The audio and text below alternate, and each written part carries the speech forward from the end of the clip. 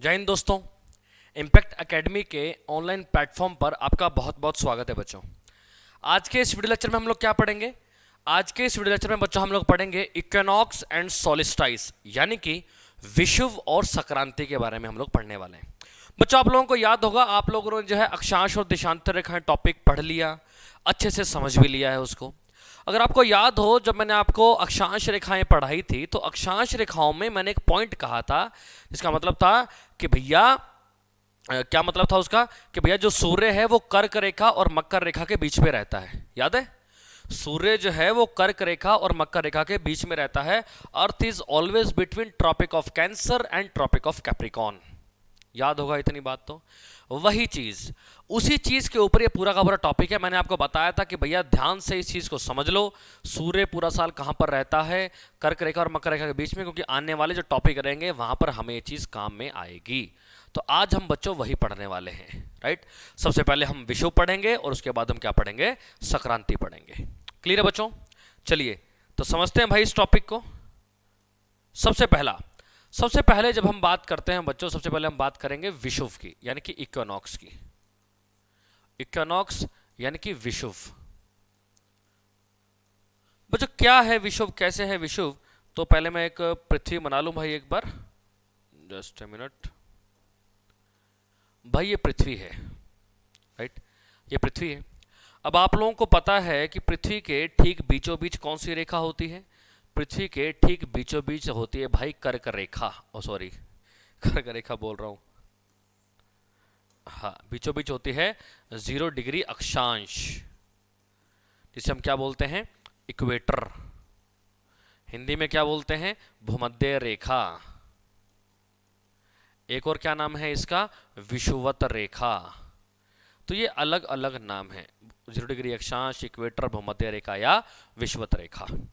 अच्छा, यहां पर कहीं 23.5 डिग्री जो उत्तर है, जो नॉर्थ है, यहां पर क्या है भाई? यहां पर है कर्क रेखा। और ठीक इसके नीचे 23.5 डिग्री साउथ पे क्या है बोले तो मकर रेखा। यही बात है भाई, यही बात है। और मैंने आपको बताया था सूर्य पूरा साल कर्क रेखा और मकर रेखा के बीच में रहता है। अब समझना, साल के एक दिन सूर्य होता है कर्क रेखा पर, ठीक है। उसके बाद ये नीचे जाना शुरू करेगा, राइट। 3 महीने बाद राइट, 3 महीने बाद ये कहां पर आ जाएगा भैया? सूर्य आ जाएगा किसके ऊपर? अब मध्य रेखा के ऊपर। फिर अगले 3 महीने के बाद सूर्य कहां पर आ जाएगा? मकर रेखा पर। सूर्य जैसे ही मकर रेखा पर गया, मकर रेखा को टच किया, फिर वापस ऊपर जाना शुरू कर देगा, यानी कि भूमध्य रेखा पर दूसरी बार आ गया।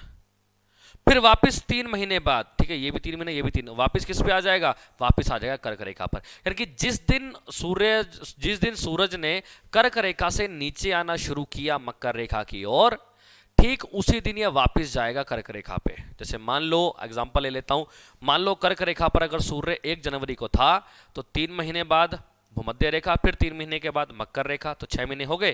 फिर वापस 3 महीने के बाद ऊपर जाना शुरू करेगा, वापस आएगा भूमध्य रेखा पर 9 महीने। फिर वापस 3 महीने के बाद किस पर आ जाएगा? कर्क रेखा पे। 3, 6, 9, 12, तो 12 महीने हो गए। यानी कि जिस दिन सूर्य नीचे जाना शुरू करेगा, उसी दिन सेम डे सूर्य आएगा, कर्क रेखा को छुएगा और फिर वापस चला जाएगा।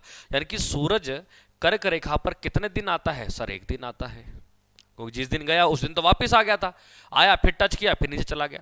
अच्छा, सूर्य मकर रेखा पर कितने दिन आता है? सर 1 ही दिन आता है। लेकिन अगर क्वेश्चन पूछा जाए सूर्य भूमध्य रेखा पर कितनी बार आता है, इक्वेटर पर कितनी बार आता है, तब जवाब होगा भाई 2। कब कब? एक बार जब नीचे की ओर जाएगा तब आएगा, और एक बार जब ऊपर की ओर आएगा तब जाएगा। समझ में आया? तो भैया सूर्य जब इक्वेटर पर होता है, यानी कि सूर्य यानी कि सन जब भूमध्य रेखा पर होता है, तो उसको हम बोलते हैं विषुव। एक बात तो ये ध्यान करो।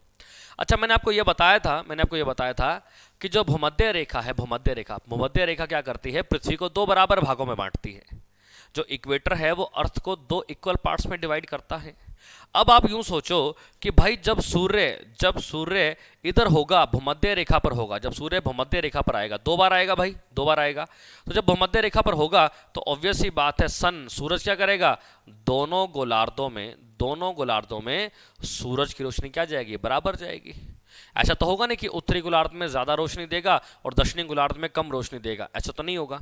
सूर्य क्या करेगा, सूर्य दोनों गोलार्धों में बराबर की रोशनी देगा। और जब बच्चों दोनों गोलार्धों में बराबर रोशनी जाएगी, बराबर सूरज की किरणें जाएंगी, तो दोनों गोलार्धों में क्या होगा, दिन और रात बराबर होगा। दोनों गोलार्धों में दिन और रात क्या होगा, बराबर होगा। और जब पृथ्वी पर दिन और रात बराबर होते हैं बच्चों, इसी को विषुव कहते हैं, इसी को जो है इक्विनॉक्स कहते हैं। नाम से पता चल रहा है बच्चों इंग्लिश में तो इक्विनॉक्स, इक्वल, नाम से पता नहीं चल रहा, इक्विनॉक्स यानी कि इक्वल, समझ रहे हो। तो बच्चों इक्विनॉक्स का मतलब क्या होता है, इक्विनॉक्स का मतलब होता है जी पृथ्वी पर दिन और रात बराबर होना। अब सवाल यह कि सर पृथ्वी पर दिन और रात बराबर कब होते हैं, तो बच्चों पृथ्वी पर दिन और रात बराबर तब होंगे जब सूर्य किसके ऊपर, किसके लंबवत होगा, किसके ऊपर होगा, भूमध्य रेखा पर होगा। सूर्य भूमध्य रेखा पर कितनी बार आता है सर, 2 बार आता है। तो इसलिए पृथ्वी पर दिन और रात भी कितनी बार बराबर होते हैं बच्चों, दिन और रात पृथ्वी पर 2 बार बराबर होते हैं। क्वेश्चन आपसे ये भी कह सकता है कि भैया साल में विषुव कितनी बार आता है, साल में जो इक्विनॉक्स है वो कितनी बार आता है, तो जवाब क्या होगा जी 2 बार आता है। समझ में आई इतनी बात। अब एक और चीज समझो जरा, मैंने कहा साल में 2 बार आता है, तो इसका मतलब मैं ये कह सकता हूं कि जो विषुव है यानी कि जो इक्विनॉक्स है वो कितने प्रकार का है भाई, वो 2 प्रकार का है। अब सवाल यह है कौन कौन से भाई, एक तो है वसंत विषुव, क्या नाम है, वसंत विषुव, जिसे हम इंग्लिश में बोलते हैं बच्चों वर्नल इक्विनॉक्स, वसंत विषुव यानी कि वर्नल इक्विनॉक्स। दूसरा कौन सा है बच्चों, दूसरा है शरतकाल विषुव, दूसरा क्या है, शरतकाल विषुव यानी कि ऑटमनल इक्विनॉक्स, ऑटमनल इक्विनॉक्स, ठीक है। अच्छा सवाल ये पूछता है वसंत विषुव कब होता है, वर्नल इक्विनॉक्स कब होता है, तो ये होता है बच्चों 21 मार्च को। कब होता है, 21 मार्च को। और शरतकाल विषुव कब होता है, तो ये होता है बच्चों 23 सितंबर को, राइट। वसंत विषुव होता है 21 मार्च को और शरतकाल विषुव होता है 23 सितंबर को। यानी कि ये वो 2 दिन हैं जब सूर्य जो है भूमध्य रेखा के लंबवत होता है। और इन्हीं 2 दिन पूरी पृथ्वी का मतलब हो गया बच्चों उत्तरी गोलार्ध भी और दक्षिणी गोलार्ध भी, इन्हीं दिन जो है उत्तरी गोलार्ध और दक्षिणी गोलार्ध दोनों गोलार्धों में दिन और रात क्या होंगे, बराबर होंगे। और जब दिन और रात बराबर होंगे तो उसी को हम क्या कहेंगे, उसी को हम कहते हैं विषुव। क्लियर है, छोटा सा टॉपिक था भाई, अब बताओ क्या मुश्किल है, समझ में आया। चलिए आगे देखते हैं भाई अगला टॉपिक। सॉरी अगला टॉपिक है बच्चों सोलिस्टाइस। सोलिस्टाइस को बच्चों बोलते हैं संक्रांति। क्या बोलते हैं, संक्रांति, हिंदी में बोलेंगे संक्रांति। तो चलिए पृथ्वी बना लेते हैं भाई पहले एक बार। ये एक पृथ्वी आ गई और ये एक पृथ्वी आ गई, ठीक है, बराबर ही होंगी, लमसम तो बराबर होंगी। चलिए पहले मैं कुछ एक डाटा लिख लूँ यहाँ पे, फिर आपको समझाता हूँ। ये होगा उत्तरी गोलार्ध, यहाँ पर दिन, यहाँ पर रात, ठीक। ये हमने लिख दिया दक्षिणी गोलार्ध, दिन और रात। सिमिलरली उस तरफ आ जाओ भाई, इस तरफ क्या है, उत्तरी गोलार्ध,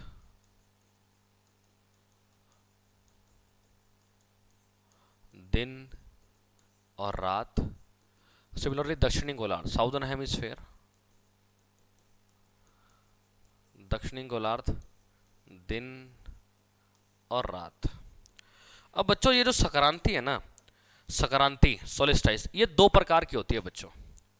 एक तो होती है शीतकालीन संक्रांति, शीतकालीन संक्रांति यानी कि विंटर सोलिस्टाइस, और एक होता है बच्चों ग्रीष्मकालीन संक्रांति, ग्रीष्मकालीन संक्रांति यानी कि समर सोलिस्टाइस। तो बच्चों संक्रांति 2 प्रकार की होती है, एक होती है शीतकालीन संक्रांति और एक होती है ग्रीष्मकालीन संक्रांति। दोनों में फर्क क्या है बच्चों, देखो भाई ये 0 डिग्री है, ये 0 डिग्री है, ये आ गया कर्क रेखा और इधर आ गई मकर रेखा। तो बच्चों जब सूर्य कर्क रेखा पर होता है, जब सूर्य कर्क रेखा पर होता है तो उसको हम बोलते हैं बच्चों ग्रीष्मकालीन संक्रांति। जब सूर्य कर्क रेखा पर होता है तो उसको हम क्या बोलते हैं, ग्रीष्मकालीन संक्रांति यानी कि समर सोलिस्टाइस। और बच्चों जब सूर्य मकर रेखा पर होता है, जब सूर्य मकर रेखा पर होता है तब हम उसे बोलते हैं बच्चों शीतकालीन संक्रांति यानी कि विंटर सोलिस्टाइस। क्लियर है इतनी बात? देखो जब सूर्य भूमध्य रेखा पर था तब हम उसे क्या कहेंगे, विषुव कहेंगे, और भूमध्य रेखा पर 2 बार आता है। जब सूर्य कर्क रेखा पर होगा, ट्रॉपिक ऑफ कैंसर पे होगा, कर्क रेखा मतलब ट्रॉपिक ऑफ कैंसर पे होगा तो हम इसे क्या कहेंगे, ग्रीष्मकालीन संक्रांति। और जब सूर्य मकर रेखा पर होगा तब हम इसे क्या कहेंगे भाई, शीतकालीन संक्रांति। मुझे एक बात बताओ, जब सूर्य भूमध्य रेखा पर था यानी कि जब सूर्य इक्वेटर पर था तो वो क्या कर रहा था, दोनों तरफ रोशनी बराबर दे रहा था, सूर्य की किरणें बराबर जा रही थी। अब सूर्य कर्क रेखा पर है भाई, तो आप मुझे ये बताओ क्या दोनों गोलार्धों में सूरज की किरणें जो सनरेज हैं वो बराबर जाएंगी? खुद बताओ जरा, क्या लगता है? सूर्य ऊपर की ओर है तो क्या पूरी पृथ्वी पर रोशनी बराबर जाएगी? नहीं जाएगी। ज्यादा रोशनी किस तरफ जाएगी, उत्तरी गोलार्ध में जाएगी, नॉर्दर्न हेमिस्फीयर में ज्यादा रोशनी जाएगी। ज्यादा रोशनी नॉर्दर्न हेमिस्फीयर में, उत्तरी गोलार्ध में क्यों जाएगी? क्योंकि सूर्य कर्क रेखा पर है और कर्क रेखा उत्तरी गोलार्ध में है। यानी कि मैं कह सकता हूं कि भैया जो उत्तरी गोलार्ध है वहां पर रोशनी ज्यादा जाएगी। जब उत्तरी गोलार्ध में रोशनी ज्यादा जाएगी तो सिंपल सी बात है, उत्तरी गोलार्ध में दिन क्या हो जाएगा, दिन होगा बड़ा और रात क्या हो जाएगी, छोटी। दिन क्या हो जाएगा, बड़ा, और रात क्या हो जाएगी, छोटी।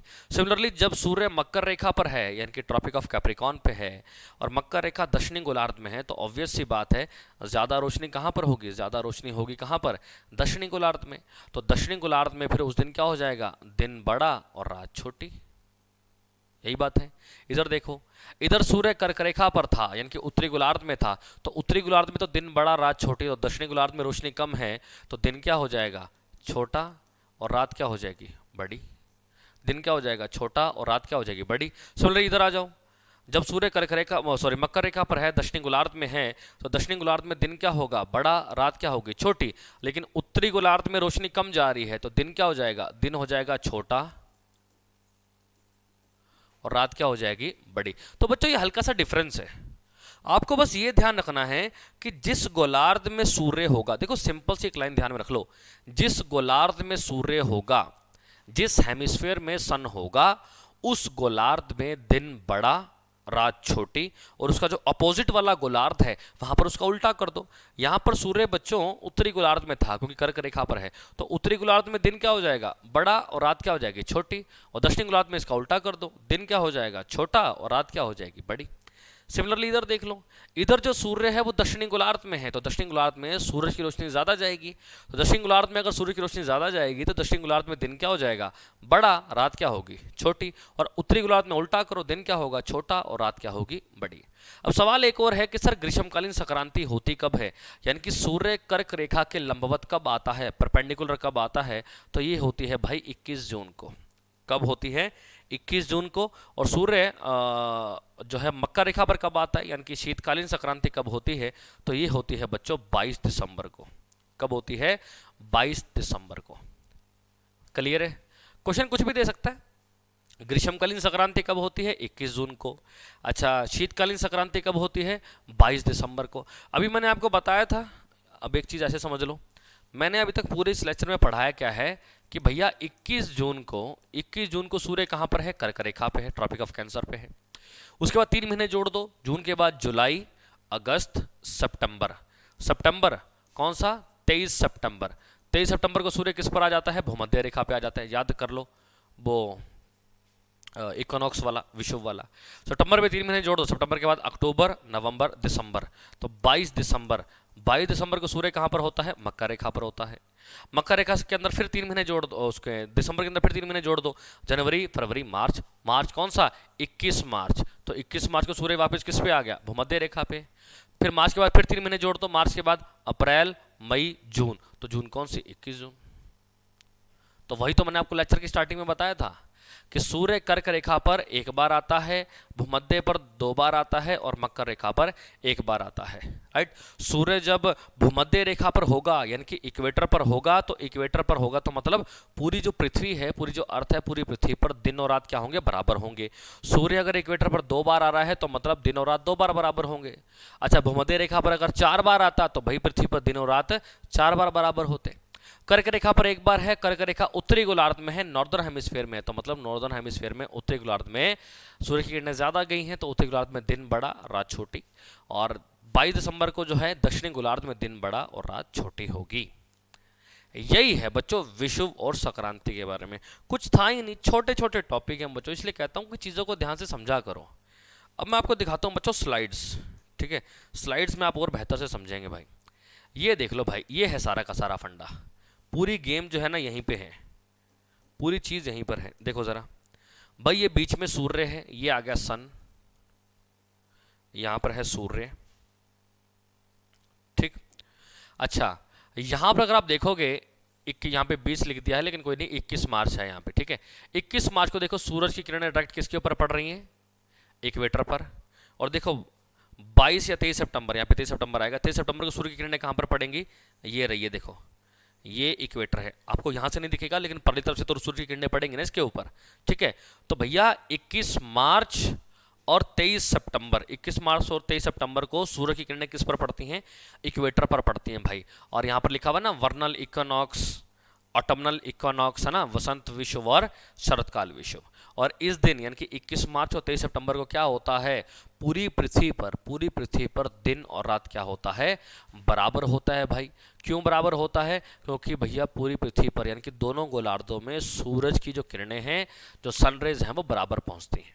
वहीं अगर मैं बात करूं बच्चों, यहां पर देख लो सूरज की जो किरणें हैं कहां पर गई हैं भाई, ये देखो ये कर्क रेखा है भाई, सूरज की किरणें किस पर पड़ रही हैं, कर्क रेखा पर पड़ रही हैं, ट्रॉपिक ऑफ कैंसर पर पड़ रही हैं। जब कर्क रेखा पर पड़ रही हैं, कब पड़ रही हैं, 21 जून को पड़ रही हैं। इसको क्या बोलते हैं, समर सोलिस्टाइस, यानी कि ग्रीष्मकालीन संक्रांति, राइट। अब भैया जब कर्क रेखा पर ये सूर्य की किरणें पड़ रही हैं, तो ऑब्वियस सी बात है उत्तरी गोलार्ध में दिन क्या हो जाएगा, उत्तरी गोलार्ध में दिन होगा बड़ा और रात होगी छोटी। और दक्षिण गोलार्ध में साउदर्न हेमिस्फीयर में दिन क्या हो जाएगा, छोटा और रात क्या हो जाएगी, बड़ी।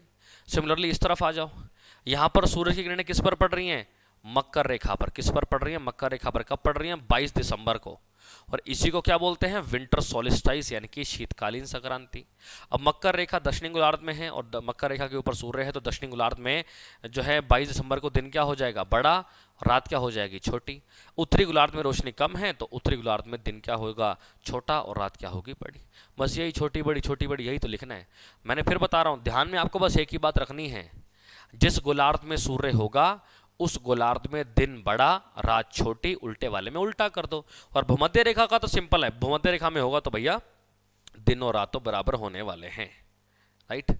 नेक्स्ट भैया, ये सारी की सारी जो मैंने अभी आपको पढ़ाई, ये सारी की सारी वही चीजें हैं।